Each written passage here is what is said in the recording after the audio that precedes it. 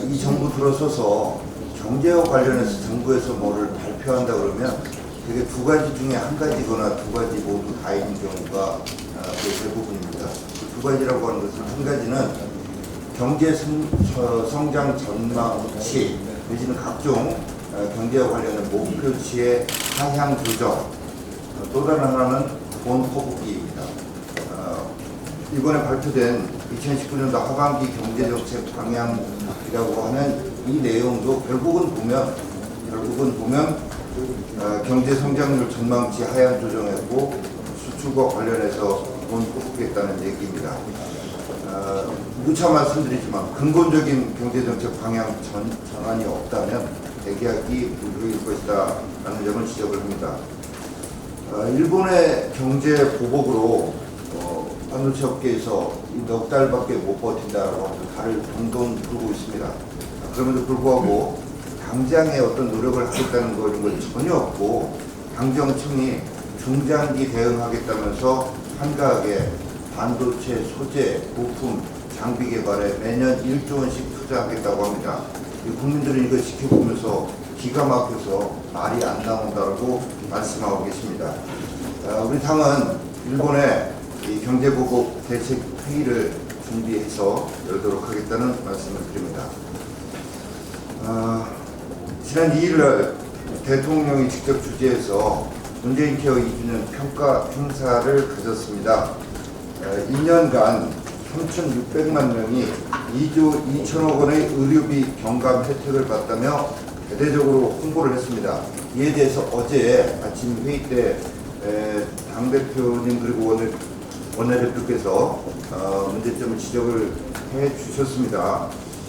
그리고 우리 당도 이미 이 토론회 등을 개최해서 이 문제점을 지적한 바 있는데, 일단은 이 발표를 보면서 국민들을 이렇게까지 속여도 되나, 정말 정부가 이렇게까지 국민을 기만해도 되는 것인가, 그리고 내일은 없다, 지금 내가 정권 잡았을 때만 해주면 된다, 이런 식의 이 국정 운영을 보면서 정말 기가 막히는 이런 상황입니다. 그래서 이 문제는 워낙 그 국민 건강과 국민들의 부담 그리고 국가 재정에 미치는 영향이 크기 때문에 우리 당 정책위에서 이것을 분석해서 문재인 케어 10대 문제점으로 정리를 했습니다.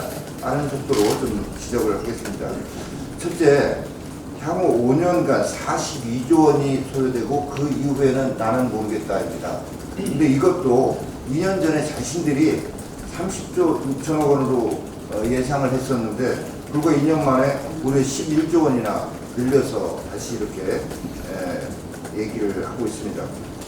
그리고 두 번째는 건보 재정이 8년 만에 적자로 돌아섰고 향후 5년간에는 예상 적자만 10조 원이 예상되고 있습니다. 말 그대로 건강보험 제도 자체가 흔들리는 상황입니다. 셋째, 재난과 감염병 등 위기에 대비해서 전 정부가 쌓아놓은 적립금을 털어 쓰겠다는 것으로 이것은 미래자금을 털어서 현재 자신들이 생색내겠다 이런 얘기입니다. 넷째, 2022년까지 3.49%의 보험료 인상이 있게 되고 또 2026년에는 이 보험료율 인상 상한선, 법적 상한선이 8%인데 이것도 넘어설 걸로 예상됩니다. 다섯 번째, 그나마 2020년 건보료 인상 계획, 그 사회적 합의도 없이 추진하다가 결정이 지연되고 있습니다. 지난 6월 28일 내년도 건보료율 결정하려고 했지만 노동계, 환자단체 이런 데서 반발하니까 논의 지연해놓고 그냥 뭉개고 있는 이런 상황입니다. 여섯 번째, 국고 지원 강화한다고 하지만 사실은 과거 정부보다도 국고 지원 규모를 줄이고 있습니다. 말로만 국가가 안아드리겠다라고 정책을 내면서 국고 지원은 정부 스스로 관련 법을 위반하면서까지 지원 규모를 줄이고 있습니다.